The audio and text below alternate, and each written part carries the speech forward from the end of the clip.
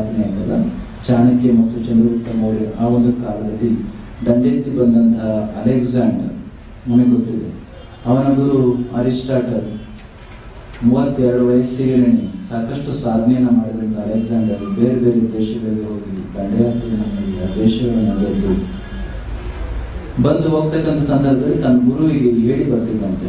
ಎಲ್ಲಾದ್ರೂ ಹೋಗ್ಬೇಕು, ಅವ್ರ ಅಪ್ಪ ಅಮ್ಮನಿಗೆ ಹೇಳ್ತಿರ್ಲಿಲ್ಲ. ಅವ ಹೋಗಿ ತನ್ನ ಗುರು ಅರಿಸ್ಟಾಟಲ್ ಕೋಕಿನ ಕಟ್ಕೊಂಡು ವಾಸ ಮಾಡ್ತಾ ಇದ್ದ ಆ ಗುರುವಿಗೆ ಹೇಳಿ ಹೋಗ್ತಿದ್ದಂತೆ. ಗುರು ಹತ್ರ ಹೋದ, ನಾನು ಅಂಥದ್ದೊಂದು ದೇಶಕ್ಕೆ ಹೋಗ್ತಾ ಇದ್ದೇನೆ ಅಂತ. ಅಷ್ಟು ವರ್ಷ ಕೇವಲ ಆಶೀರ್ವಾದವನ್ನು ಮಾಡಿ ಕಳಿಸ್ಕೊಡ್ತಾ ಇದ್ದಂತ ಅರಿಸ್ಟಾಟಲ್ ಅಲೆಕ್ಸಾಂಡರ್ಗೆ ಹೇಳಿದಂತೆ, ಇಷ್ಟು ವರ್ಷ ನನಗೆ ನೀನು ಹೋಗ್ತಕ್ಕಂಥದ್ರ ಬಗ್ಗೆ ನನಗೆ ಕಾಳಜಿ ಇರಲಿಲ್ಲ. ಈಗ ಹೊರಟಿದ್ದಲ್ಲ ಒಂದು ದೇಶ, ಯಾವುದದು? ಭಾರತ. ಅವನು ಹೊರಟದಿಲ್ಲಿಂದ ಗ್ರೀಕ್ನಿಂದ, ಈಗ ಹೋಗ್ತಾ ಇರೋದು ಬರ್ತಾ ಇರೋದು ಭಾರತಕ್ಕೆ. ಭಾರತವನ್ನು ದೃಷ್ಟಿಯಲ್ಲಿ ಇಟ್ಟುಕೊಂಡು ಕ್ರಿಸ್ತಪೂರ್ವ 300ರಲ್ಲಿ ನಾನು ಹೇಳ್ತಿರೋದು, ಅಲ್ಲಿ ಸುಮಾರು 2300 ವರ್ಷಗಳ ಹಿಂದೆ, 2300 ವರ್ಷಗಳ ಹಿಂದೆ ಅವ ಹೊರಟಾಗ ಅರಿಸ್ಟಾಟಲ್ ಹೇಳಿದಂತೆ, ಆ ದೇಶಕ್ಕೆ ಹೋಗ್ತಾ ಇದ್ರೆ ತುಂಬಾ ಹುಷಾರಾಗಬಹುದು ಅಂತ. ಯಾಕೆ ಇಲ್ಲೇನು ದೊಡ್ಡ ದೊಡ್ಡ ರಾಜ್ಯಗಳಿದ್ರು ಸೋಲಿಸ್ತಾರೆ ಅಂತ ಭೀತಿ ಅಲ್ಲ.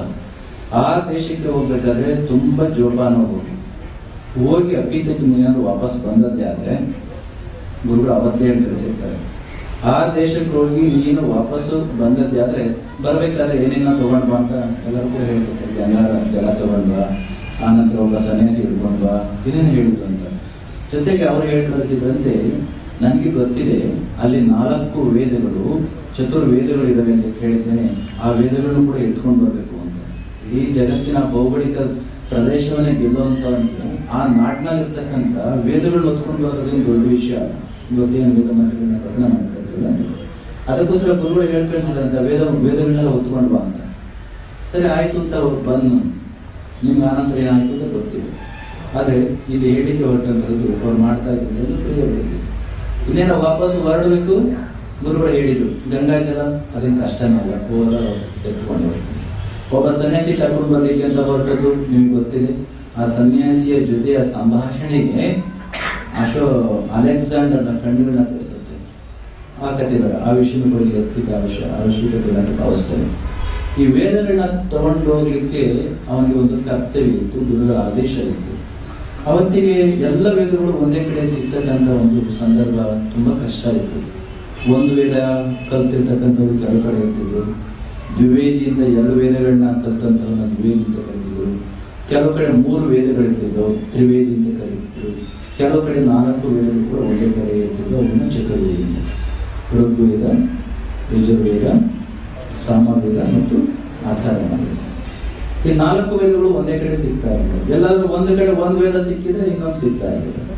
ಆತನಿಗೆ ಆಸೆ ಇದ್ದದ್ದೇನು, 4 ವೇದಗಳನ್ನ ತೆಗೆದುಕೊಂಡು ಗುರುಗಳನ್ನ ಕೊಡ್ಬೇಕು ಹೇಳ್ತಾರೆ. ಹಿಮಾಲಯದ ಕಪ್ಪಲ್ನಲ್ಲಿ ಯಾರೋ ಹೇಳಿದ್ರು, ಯಾಕೆ ಎಲ್ಲ ಒಂದೊಂದು ವೇದಗಳನ್ನ ಒಂದೊಂದು ಕಡೆ ಹುಡ್ಕೊಂಡು ಹೋಗ್ತೀರಿ, ಹಿಮಾಲಯದಲ್ಲಿ ಒಂದು ಕಡೆ ಜಾಗ ಇದೆ, ನೀವು ಅಲ್ಲಿ ಹೋಗೋದಾದ್ರೆ ಈ 4 ವೇದಗಳು ಒಂದೇ ಕಡೆ ಸಿಗ್ತವೆ, ಅಲ್ಲಿಗೆ ಹೊರಟೋಗಿ ಅಂತ ಹೇಳಿದ್ರು.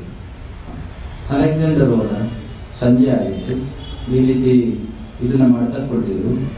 ಅವ ಹೋಗಿ ಸುತ್ತೆಲ್ಲ ಮನೆಯ ಸುತ್ತೆಲ್ಲ ಸೈನಿಕರನ್ನ ನಿಲ್ಲಿಸಿ ಅದನ್ನ ಕೇಳಿದ, ನೀನು ಚತುರ್ವೇದಿ ಅಂತ ಹೌದಾ? ಅವ್ರು ಹೇಳಿದ, ಆಸಕ್ತಿ ಹೇಳಿ ನಮಗೆ ಅಭ್ಯಾಸ ಇಲ್ಲ.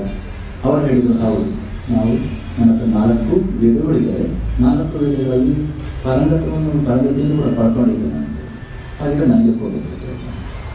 ಅವ್ರು ಕೊಡೋದಿಲ್ಲ ಅಂತ ಹೇಳೋದಿಲ್ಲ, ಅವರು ಹೇಳ್ತಾರೆ ಅಲೆಕ್ಸಾಂಡರ್ಗೆ, ಕೊಡ್ತೇನೆ, ಆದರೆ ವೇದಗಳನ್ನ ಜ್ಞಾನ ಜ್ಯೋತಿಗಳು ಅಂತ ನಮ್ಮ ಪರಂಪರೆಯಿಂದ ನಂಬ್ಕೊಂಡು ಬಂದಿರುವಂತಹದ್ದು. ಸೂರ್ಯ ಮುಳುಗೋ ಹೊತ್ತಿನಲ್ಲಿ ನಮ್ಮ ಜನಗಳು ದುಡ್ಡು ಕೊಡೋದಿಲ್ಲ. ಇವತ್ತು ಎಷ್ಟೋ ಜನ ಕೊಡ್ಲಿಕ್ಕಿಲ್ಲ, ದವಸ ಧಾನ್ಯಗಳನ್ನ ಹೊರಗಡೆ ಕೊಡೋದಿಲ್ಲ, ಸೂರ್ಯ ಮುಳುಗಿದ ನಂತರ. ಸೂರ್ಯ ಮುಳುಗಿದಾನೆ ಅಂತ ಸಂದರ್ಭದಲ್ಲಿ ಬಂದಿದ್ದೀರಿ, ನಿಮ್ಗೆ ಇವ್ರನ್ನ ಕೊಡ್ಲಿಕ್ಕೆ ಸಾಧ್ಯ ಇಲ್ಲ, ಯಾಕೆಂದ್ರೆ ಇವ್ರನ್ನ ಜ್ಞಾನ ಜ್ಯೋತಿಗಳು, ಜ್ಞಾನ ಗ್ರಂಥಗಳಿಗೂ ಹಾಗೆ ಕೊಡೋದಿಲ್ಲ. ನಾಳೆ ಸೂರ್ಯ ಪ್ರಭಾತ ಸೂರ್ಯ ಉದಯದ ನಂತರ ಕೊಡ್ತೇವೆ, ಬನ್ನಿ ಅಂತ ಹೇಳ್ತಾರೆ. ಸರಿ, ಇವಾಗ ಮೋಸ ಮಾಡುವುದು ಅಂತ ನಂಬಿಕೆಯಿಂದ ಅಪನಂಬಿಕೆಯಿಂದ ಮತ್ತಷ್ಟು ಸೈನ್ಯವನ್ನು ಸುತ್ತೆಲ್ಲ ಹಾಕಿ ಸ್ವತಃ ಅಲೆಕ್ಸಾಂಡರ್, ಯಾಕೆಂದ್ರೆ ದೇಶ ಎಲ್ಲವನ್ನೂ ಕೂಡ ಸುತ್ತಿ ಆ ವೇದಗಳನ್ನ ಪಡ್ಕೊಳ್ಳಿಕ್ಕೆ ಸಾಧ್ಯ ಇರಲಿಲ್ಲ, ಆ ಮನೆ ಮುಂದೆ ಕುಳಿತುಕೊಳ್ತಾನೆ. ಸ್ವತಃ ಅಲೆಕ್ಸಾಂಡರ್ ಚೇರ್ ಹಾಕೊಂಡು ಮನೆ ಮುಂದೆ ಕುಳಿತುಕೊಳ್ತಾನೆ, ಕಲ್ಲು ಮೇಲೆ. ಸರಿ, ಬೆಳಗ್ಗೆ ಓಪನ್ ಮಾಡಿದಾಯ್ತು ಅಂತ ಬಾಗಿಲನ್ನ ಕ್ಲೋಸ್ ಮಾಡಿ ಆಯ್ತು. ಅವನ ಮನೆಗಿದ್ದಂತ ಎಲ್ಲ ಕಿಟಕಿಗಳನ್ನೆಲ್ಲ ಕ್ಲೋಸ್ ಮಾಡಿದ್ರು. ಒಳಗಡೆ 4 ಜನ ಮಕ್ಕಳಿದ್ರು. ಇದೇ ರೀತಿ ಅಗ್ಗಿಷ್ಟಿಕೆಯನ್ನು ಹೊತ್ತಿಸಿ ಹೋಮ ಮಾಡ್ತಾ ಕೂತ್ಕೊಂಡು 4 ಜನ ಮಕ್ಕಳಿಗೂ ಬಾಲ್ಯದಿಂದಲೂ ಕೂಡ ಒಬ್ಬೊಬ್ಬ ಮಗನನ್ನ ಒಂದೊಂದು ವೇದದ ಪ್ರತಿನಿಧಿಯಾಗಿ ಸಾಕಿದರು ಪಂಡಿತರು, ಚತುರ್ವೇದಿಯಾಗಿರ್ತಕ್ಕಂಥ. ಅವರಿಗೆ ಹೇಳಿದರು, ನಮ್ಮ ದೇಶದ ಜ್ಞಾನದ ಸಂಪತ್ತು ಏನು ವೇದಗಳಿದ್ದಾವೆ, ಗ್ರಂಥಗಳಿದ್ದಾವೆ, ಇವುಗಳನ್ನು ಕೊಡಬಾರ್ದು ಅಂತಾರೆ ಬೇರೆಯವರಿಗೆ. ಅವನಿಗೆ ಬೇರೆ ಕಾಪಿ ಮಾಡಿ ಕೊಡುವುದಾಗಿತ್ತು. ಯಾರಿಗೆ ಜ್ಞಾನದ ಮೂಲ ನಿಧಿ ಗೊತ್ತಿಲ್ವೋ, ಮೂಲ ಒಂದು ಕ್ಷೇತ್ರ ಶುದ್ಧಿ ಆಗಲಿರ್ತಕ್ಕಂಥ ವ್ಯಕ್ತಿಗೆ ಒಂದು ಜ್ಞಾನವನ್ನು ಕೊಟ್ಟರೆ ಅದನ್ನು ಅಪಾರ್ಥ ಮಾಡ್ಕೊಳ್ತಾರೆ. ನಿಮಗೂ ಕೂಡ ಗೊತ್ತಿದೆ, ಶಂಕರಾಚಾರ್ಯರಾಗಲಿ ಯಾರೇ ಆಗಲಿ ಒಂದು ಗ್ರಂಥವನ್ನು ಬರೆದು ಪ್ರಾರಂಭದಲ್ಲಿ ಹೇಳಿರ್ತಾರೆ, ಈ ಗ್ರಂಥವನ್ನು ಓದಲಿಕ್ಕೆ ಅಧಿಕಾರಿ ಯಾರು? ಅವ್ರು ಹೇಳ್ತಾರೆ, ತಪೋಭಿಹಿ ಕ್ಷೀಣ ಪಾಪಾನಾಂ ಶಾಂತಾನಾಂ ವೀತರಾಗಿಣಾಂ ಮುಮುಕ್ಷೂಣಾಂ ಅಪೇಕ್ಷೋಯಂ ಆತ್ಮಬೋಧೋ ವಿಧಿಯತೆ. ಒಂದೊಂದು ಗ್ರಂಥ ಬರೀಬೇಕಾದ್ರೂ ಕೂಡ ಗ್ರಂಥಕರ್ತ ಇಷ್ಟು ನಿಯಮಗಳನ್ನ ವಿಧಿಸ್ತಾರೆ. ಯಾರ್ಯಾರೋ ಯಾವ್ಯಾವುದೋ ಪುಸ್ತಕಗಳನ್ನ ಓದೋದಿಲ್ಲ. ನಾವು ಕೂಡ ಕೆಲವು ಇತ್ತೀಚೆಗೆ ಕೇಳ್ತಿರ್ತೇವೆ, ಏನು ಅವರೇ ಓದಬೇಕಾ ಪುಸ್ತಕಗಳನ್ನ, ನಾವು ಓದೋದಿಲ್ಲ, ಅವರೇ ಅಭ್ಯಾಸ ಮಾಡ್ಬೇಕಾ, ಇವರು ಅಭ್ಯಾಸ ಮಾಡಾಗಿಲ್ಲ ಅಂತ ಕೇಳ್ತಿರ್ತೇವೆ. ಆದ್ರೆ ಅದಕ್ಕೆ ಒಂದು ಉದಾಹರಣೆಗೆ ಆಧುನಿಕ ಜಗತ್ತಿನ ಡಿಫರೆನ್ಸಿಯಲ್ ಕ್ಯಾಲ್ಕುಲಸ್ ಅಂತ ಒಂದು ಮ್ಯಾಥಮೆಟಿಕ್ಸ್ ಇಟ್ಕೊಂಡು, ಇಂಟೆಗ್ರಲ್ ಕ್ಯಾಲ್ಕುಲಸ್ ಅಂತ ಇಟ್ಕೊಂಡು, ಮೂಲ ಪ್ರಾರಂಭಿಕ ಬೇಸಿಕ್ ಮ್ಯಾಥಮೆಟಿಕ್ಸ್ ಗೊತ್ತಿಲ್ಲ, ಅಪ್ಲೈಡ್ ಮ್ಯಾಥಮೆಟಿಕ್ಸ್ ನ ಕಲಿಲಿಕ್ಕೆ ಏನಾಗುತ್ತೆ? ಅರ್ಥ ಆಗುತ್ತಾ? ಮಲ್ಟಿಪ್ಲಿಕೇಶನ್ ಗೊತ್ತಿಲ್ಲ, ಸಬ್ಸ್ಟ್ರಾಕ್ಷನ್ ಗೊತ್ತಿಲ್ಲ, ಜೊತೆಗೆ ಸಣ್ಣ ಪುಟ್ಟ ಬೇಸಿಕ್ ಮ್ಯಾಥಮೆಟಿಕ್ಸ್ ಗೊತ್ತಿಲ್ಲ ಇರ್ತಕ್ಕಂಥವ್ರಿಗೆ ನಾನು ಡಿಫರೆನ್ಸಿಯಲ್ ಕ್ಯಾಲ್ಕುಲಸ್ ಹೇಳ್ಕೊಡ್ತೀನಿ ಬಂದಿದ್ದ ಕಾಲಕ್ಕೆ, if I start teaching the calculus are you going to understand? It's so difficult to understand. In the same ದೊಡ್ಡ ದೊಡ್ಡ ಗ್ರಂಥಗಳನ್ನ ಅರ್ಥ ಮಾಡ್ಕೊಳ್ಬೇಕು ಅಂದ್ರೆ ಕೆಲವು ಬೇಸಿಕ್ ಸ್ಕ್ರಿಪ್ಚರ್ಸ್ ಇರ್ತವೆ, ಅವನ್ನ ಓದಬೇಕಾಗ್ತದೆ. ಅದಕ್ಕೆ ಆತ್ಮಬೋಧ ಅಂತ ಒಂದು ಗ್ರಂಥವನ್ನು ವಿವೇಕಾನಂದ ಮಾಡಿ ಅದು ಶಂಕರಾಚಾರ್ಯ ಬರೀತಾರೆ. ಆ ಗ್ರಂಥವನ್ನು ಓದಬೇಕು ಅಂದ್ರೆ ಏನ್ ಕಂಡೀಷನ್ ಅಂತ ಒಂದು ಕಂಡೀಷನ್ ಆಗ್ತದೆ. ತಪೋಭಿಹಿ ತಪಸ್ಸನ್ನು ಮಾಡಬೇಕು. ತಪೋಭಿಹಿ ತಾನು ಮಾಡಿರ್ತಕ್ಕಂಥ ಎಲ್ಲ ಪಾಪಗಳನ್ನ ತಪಸ್ಸಿನ ಮುಖಾಂತರ ಕ್ಷೀಣಿಸ್ಕೊಂಡವನಾಗಿರ್ಬೇಕು. ಕ್ಷೀಣ ಪಾಪನ ವೀತರಾಗಿಣ ರಾಗಮುಕ್ತನಾಗಿರಬೇಕು. ಮುಮುಕ್ಷೂಣಾಂ ಅಪೇಕ್ಷೋಯ. ಇಷ್ಟು ಅವನಿಗೆ ಎಲಿಜಿಬಿಲಿಟಿ ಇದ್ದದ್ದೇ ಆದ್ರೆ then we will be eligible to go through the scripture ಅನ್ನೋದಕ್ಕೆ. ಅದಕ್ಕೋಸ್ಕರ ಅವ್ರು ಏನ್ ಮಾಡಿದ್ರು, ಸಿಕ್ಕವರಿಗೆಲ್ಲ ಧರ್ಮ ಗ್ರಂಥಗಳನ್ನ ಕೊಡಬಾರ್ದು ಅಂತ ಒಂದು ಕಂಡೀಷನ್ ಇಟ್ಕೊಡೋದು. ಅದು ಒಳ್ಳೇದಾಗುವುದು ಕೆಟ್ಟದ್ದೇ. ಕೆಟ್ಟ ಪರಂಪರೆನ ಸಮಾಜದಲ್ಲಿ ಸೃಷ್ಟಿ ಮಾಡಿದ್ದೇ ಆದ್ರೆ ಅದು ಮತ್ತೆ ಕೆಟ್ಟದಕ್ಕೆ ನಾಂದಿ ಆಗುತ್ತೆ ಅನ್ನೋ ಕಾರಣಕ್ಕೋಸ್ಕರ ಕೊಡಲಿಲ್ಲ. 4 ಜನ ಮಕ್ಕಳನ್ನು ಕೂಡ ಕೂಡಿಸ್ಕೊಂಡು ಹೇಳಿದ್ದಾರೆ, ಬಾಲ್ಯದಿಂದ ನೀನು ಕಲ್ತಿರ್ತಕ್ಕಂಥದ್ದು ಋಗ್ವೇದ, ಇವಾಗ ಕಲ್ತಿರೋದು ಯಜುರ್ವೇದ, ಅವಾಗ ಕಲ್ತಿರೋದು ಸಾಮವೇದ, ಇವಾಗ ಕಲ್ತಿರೋದು ಅಥರ್ವವೇದ.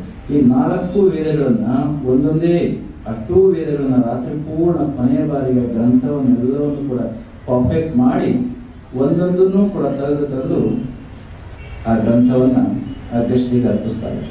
ಬೆಳಿಗ್ಗೆ ಸೂರ್ಯ ಉದಯ ಆಯಿತು, ಬಾಗಿಲನ್ನ ತಗ್ಗಿಸಿದ್ನು ಅಲೆಕ್ಸಾಂಡರ್. ಅಥರ್ವಣ ವೇದದ ಕೊನೆಯ ಮಂತ್ರದ ಕೊನೆಯ ಪ್ರತಿಯನ್ನ ಆ ಹೋಮಕ್ಕೆ ಹಾಕ್ತಾ ಇದ್ನು ಆ ಕ್ಷಣಕ್ಕೆ ಒಳಗೆ.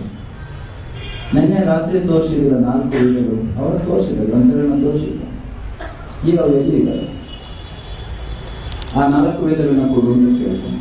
ಅವಾಗ ಹೇಳ್ತಾನೆ, ನೋಡಿ ಯಜುರ್ವೇದ ಇಲ್ಲಿದ್ದಾನೆ, ಸಾಮವೇದ ಇಲ್ಲಿದ್ದಾನೆ, ಋಗ್ವೇದ ಇಲ್ಲಿದೆ, ಅಥರ್ವಣ ವೇದ ಇದೆ. 4 ವೇದಗಳು 4 ಪುರುಷ ರೂಪದ ಕರ್ಕೊಂಡು ಹೋಗು ಅಂತ ಹೇಳ್ತಾನೆ. ನನಗೆ 4 ಜನ ವ್ಯಕ್ತಿಗಳೆಲ್ಲ ಬೇಕಾಗಿರೋದು, 4 ವೇದಗಳು ಬೇಕು ಕೊಡು ಅಂತ ಹೇಳ್ತಾನೆ. ಅಷ್ಟನ್ನು ಅಗ್ನಿಗೆ ಹಾಕಿ ಈ ಮಾತಿನ ಜಾತಿಗೆ ಹೇಳಿದ್ರು ಅಂತಂದ್ರೆ, ಇಡೀ ಜಗತ್ತಿಗೆ ವೇದ ಜ್ಞಾನವನ್ನ ಟೀಚ್ ಮಾಡಿದ್ರು ನಮ್ಮವರಾಗಿದ್ದರು. ಅದು ಓದ ತಕ್ಷಣ ಹೊರಟಾಯ್ತು ಅಂತ ಏನಿಲ್ಲ. ಅವತ್ತಿಗೆ ಕೇವಲ ಗ್ರಂಥಗಳು ಶ್ರುತಿ ಸ್ಮೃತಿ ಅಂತ ನೀವು ಕೇಳಿದ್ವಿ, ಈಗ ಸಮಯ ಇಲ್ಲ ಅವೆಲ್ಲ ಮಾತನಾಡಿದ್ವಿ. ಅಷ್ಟೊಂದು ಜತನವಾಗಿ ಕಾಪಾಡಿಕೊಂಡು ಬಂದಿದ್ದಂತಹವು ನಮ್ಮ ವೇದಗಳಾಗಿತ್ತು. ನಂತರದಲ್ಲಿ ಬಂದದ್ದು ಆರಣ್ಯಕ, ಬ್ರಾಹ್ಮಣ, ಉಪನಿಷತ್ ಕೂಡ ಗೊತ್ತಿರ್ತಕ್ಕಂಥ